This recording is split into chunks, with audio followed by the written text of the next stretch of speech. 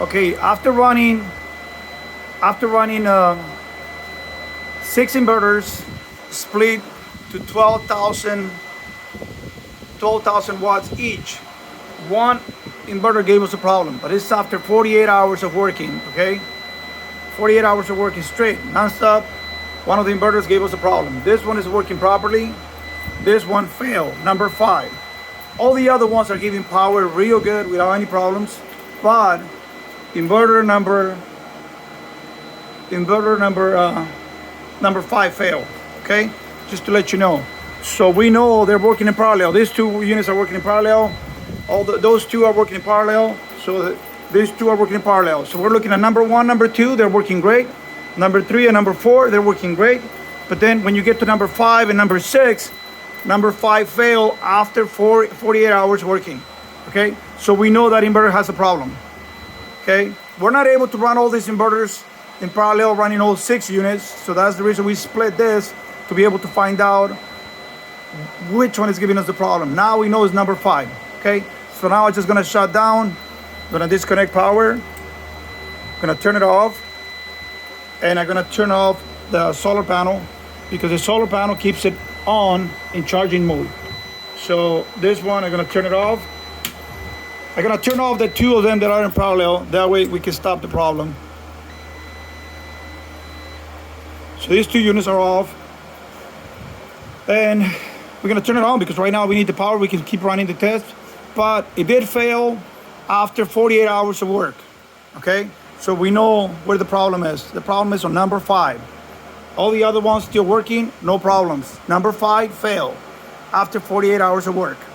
Okay, so I'm just gonna turn it on again. I'm gonna turn on power here. Gonna turn on power here. And we have all this mess of cabling because we're running extensions and things like that to be able to split the load. But anyway, now we already put battery power to these 2 inverters working in parallel. We know the other ones are working without any problems. After 48 hours of work, straight, non-stop. These units here, they fail after 48 hours. So now, let's turn on these 2 inverters. 1, 2. Okay, and let's hope they don't give us any problems again. Because if they do, then we need to fix that problem. But we know number 5 makes that noise. That kind of like ticking noise or clicking noise. So that means number 5 has the problem. Yep, see, shutting down, and it's giving an error to number 6. So it is transferring the error. So we need to see what we can do to minimize that problem. But anyway, there's a problem with number 5. Look at that, it's starting again. Number 6 shut down. Number 5 keeps turning on and off. So we know number 5 has a problem. Okay, let me pause this and see what I can do. Okay, so we turn on the 2 inverters and now they're on again. And let's hope they remain working because we know the problem is on number 5. Number 6 now is on, and let's hope we can keep them working for a while because we're gonna keep testing these 2 units. We're gonna keep testing these 2 units because they're not rebooting every 5 minutes or every half an hour or every hour. No, it did it after 48 hours. But we know this unit has a problem, number 5. And we know this unit can actually generate a problem to the other units because it's changing the voltage on our DC.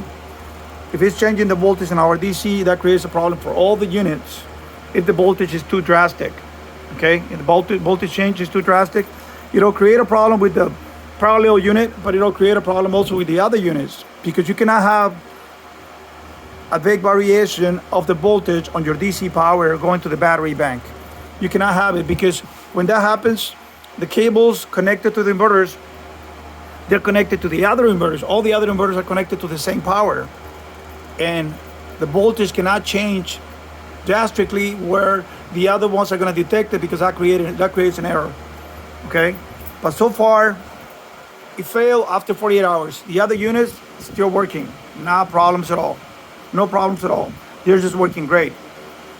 And they're still working after 48 hours. This one failed after 48 hours. So we're gonna keep testing. Let's see what happens. But right now, we're able to turn it on. At the beginning we tried it and it was giving us errors. Now it's back. So let's hope it remains working. Okay. Thank you guys. Have a good day. Bye.